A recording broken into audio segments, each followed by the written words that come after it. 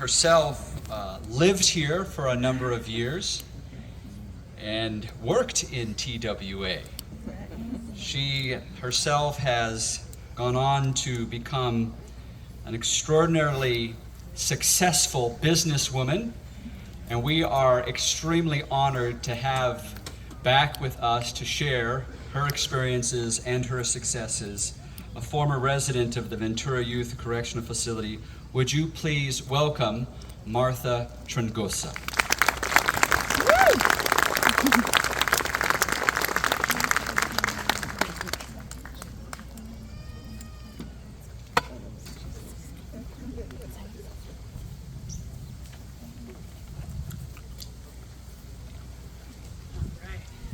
Well, greetings, government, administration, staff, and guests. I'm thrilled to be here, and thank you for being here to listen to my story. And we talk about, you come to work here, but really what kind of impact are you making? And so, let me put these glasses on because I'm a little older now. We all know that California Youth Authority, and that's when I entered, so DJJ came after, has both negative and positive implications. But today, I want to leave you with a positive memory and provide you insights into the lessons learned so that government officials, nonprofits can continue their work with marginalized and foster youth for success into adulthood, because I'm that story. I will take you on my own journey and what changed me and what was my motivation. I get people always asking me, like, how did you do it? What made you change? And so it's a very hard answer to come up with because it's a lot of different things. And so that's what I'm going to share with you today. But I will explain how hope weaved in and out of my life through the power of people, process, and support. 61099. You never forget your number. Sentenced to 9 years for gang violence. I had become a victim of society, of extreme poverty, food insecurity, abuse, and violence with no sign of hope. On my first day at Ventura, California Youth Authority, I cried for most of the day. These tears were not of sadness or fear. Rather, I knew that in my role as a gang member, I had to deliver in performance and achievement. The vision I had for myself was a one-way ticket to prison. And that is why I cried. At the time, I was a fighter, and the word hope never came across my path. It was about day-to-day survival. It took me 2 years to learn about the word hope, and that is learn about hope. First, at the age of 18, I started working for TWA, a joint venture program that was offered in the institution. This was my first real job, in which I obtained weeks of training and professional guidance, and I actually obtained this voice. Because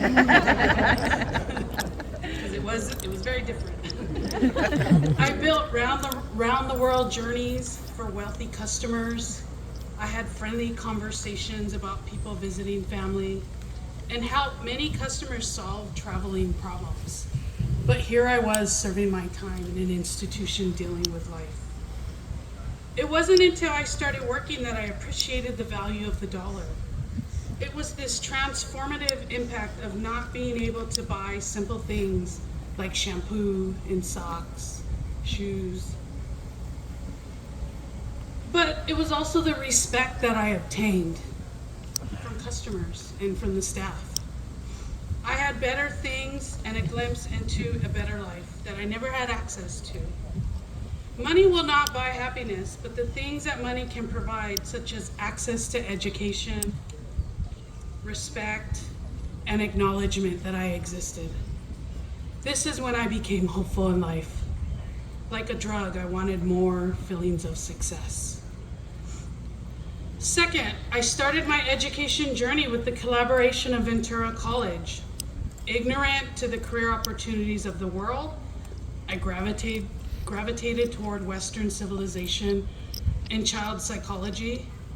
My most memorable experience was being a tutor for a history class here. Grading papers and providing comments was an uplifting intellectual experience. As I absorbed new knowledge, my transformation in life continued, and that all happened here. This transformation gave me hope that I could have a life that was different than what my family had to go through. Third, I served as an altar girl, completed my communion and my confirmation. I know it sounds cliche, but developing a relationship with God provided me with faith and reminded me to be a kinder person. When things got tough, my belief in goodness helped to balance me emotionally and mentally, and more importantly, it gave me hope that God had great things in store for me. Fourth, sorry, this is a long one. I have 7. Halfway through. The mental health services that I received were life-changing. I started counseling with Dr. D, and at first, I brought the wall to block any real therapy from occurring. A few months later, yes, I would be sobbing and learning about myself and my feelings. Something that was never allowed in the streets or at home. Crying was a sign of weakness. My breakthroughs in therapy helped me to become more resilient and strategic in life, removing the negative emotional barriers that had run my life. I am never going to lose sight of all the good and bad that have made me who I am today. Maybe I would have changed things along the way, but this is who I have become. And although I hoped for better family relationships, I realized that when I got out, I was the one who changed. Fifth, the Seaway pipeline prevented me from going to prison. I was 16 when I first got incarcerated, and I took a more serious crime to retain my juvenile status or offense. I was 20 when I was released, which if the institution only allowed up to 18-year-olds, I would have gone to prison. And my path may have been different today. So being able to stay in a youth facility with youth behaviors gave me a chance to succeed and really learn how to be an adult, because I wasn't an adult when I got here. 6 years after being released, I expunged my serious felony record, the scar and stigmatism of having a felony gone, the hope that I could live a normal life and have no barriers, and my social mobility was fulfilled. I will never forget, and I tell people this story, I can't find him, so if anybody knows where I can find him. I'll never forget when Commissioner C.J. Hilarity honored my petition to seal my record. Even though Prop 21 had become a new barrier, I actually filled out my application right before Prop 21 came into effect. And when I walked in the court, he said denied, and then he said, wait a minute, you applied before. And so I was probably the last one to have my felony record expunged. But after signing the document, he looked me in the eye and he said, this always tears me up, let me know when you win the Nobel Peace Prize, validating the hope that one day I would become successful.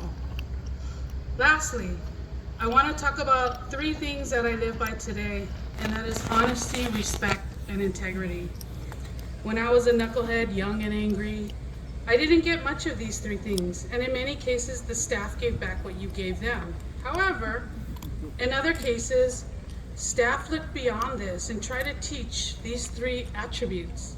So thank you for those of you who look beyond our dysfunction and criminal record and treating us like human beings. You all have really made an impact. These behaviors allow one to start to understand hope in a normal world outside of the abuse and dysfunction that many of us are used to.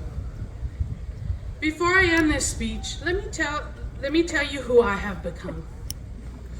First, I no longer have to hope for myself, but I now have hope for so many others that are 61099. Upon my release, I continued my journey in hospitality, working for Singapore Airlines, maybe you should call them, Princess Cruises, Viking Cruises. I've been in roles such as specialist, analyst, manager, director, and finally my last job that I left in 2019, vice president. I managed about 200 people, had a $500 million budget. I've traveled over 140 cities, 59 countries, and 7 continents. In 2015, I became a millionaire. And to be quite honest, it was extremely uncomfortable. And I left my job and to go into academia, and you wouldn't believe how many people said, "Why did you do that?" And I think a lot of you know why, because you're in this space. I've learned about different cultures, business, and how people with privilege experience life differently than I did. In this journey, I've had dinner with CEOs like Scott Kirby from United Airlines. I've witnessed an opera performance in Catherine's Palace in Russia. And I embraced the peace and quiet in Antarctica, just to name a few. I continued my education, which gangs and violence no longer was a choice. Rather a choice, someone's here with me. Rather a choice to be educated. I have a bachelor's degree in psychology, and I realized I was like the worst psychologist ever. So then I decided to get a master's in finance.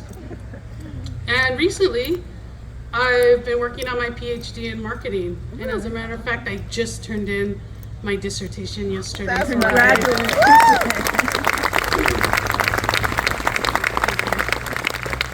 So in conclusion, the making of my story was difficult, and sometimes I'm even surprised I made it this far with so many barriers and so many odds against me. I remember leaving and someone saying 95% of you will go to prison and 5% of you will make it. And this was back in the 90s, so I assume it was a lot more difficult. And so I strive to not be that 95. I wanted to be the 5%. So what I do know is that those that grow up marginalized have special powers, because we must learn to be adaptable, resilient, independent, problem solvers, innovators, resourceful, and entrepreneurial, even though sometimes it is selling drugs and doing bad things.